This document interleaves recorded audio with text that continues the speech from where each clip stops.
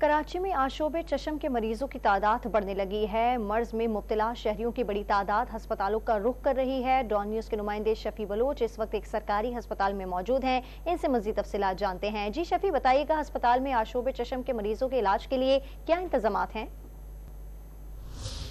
जी, आंखों के मर्ज में मुब्तला मरीज आज भी मुख्तलिफ अस्पतालों में मौजूद हैं। वही तादाद देखने में आ रही है। सरकारी अस्पताल हो या निजी अस्पताल, मरीजों की तादाद में जो कोई ख़ास कमी नहीं है। इस वक्त मौजूद हूँ आई स्पेंसर हॉस्पिटल लियारी में, जहाँ पर मेरे साथ मौजूद हैं डॉक्टर कामरान याया साहब। आइए इनसे बात करते हैं कि अस्पताल में इस वक्त क्या सूरत हाल है।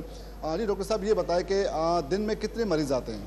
हमारी जो ओपीडी होती है वो कोई 200-300 के पेशेंट की ओपीडी है, जिसमें से 40-60% जो हैं अभी भी यही चश्मे आशूब के पेशेंट आ रहे हैं। उसमें उनकी आंखें लाल होती हैं, तकलीफ़ होती है, पानी आता है, आंखें चिपक रही होती हैं। और इसके फैलने का भी वजह यही होती है कि अगर किसी के एक घर में आ जाता है, बीमारी आ जाती है और वो एहतियात नहीं करते हैं तो फिर फैमिली के दूसरे मेंबर्स को भी लग जाती है। इसी तरह से जैसे बच्चे स्कूल से आते हैं, वो ये बीमारी लेकर आ जाते हैं। तो एहतियात ये करनी चाहिए, बार बार अपने हाथ धोएं, मुंह धोएं, अपना साबुन, तकिया, तौलिया अपने फैमिली मेम्बर्स के साथ अलग रखें। ये आपने सुना डॉक्टर कामरान याया साहब, जिनका कहना है कि शहरियों को एहतियाती तदाबीर अपनानी चाहिए और दीगर सरकारी अस्पताल हैं वहाँ भी कमोबेश यही सूरत हाल है कि जहाँ पर दिन भर मरीज़ों की आमद का सिलसिला जो है वो जारी रहता है। जी।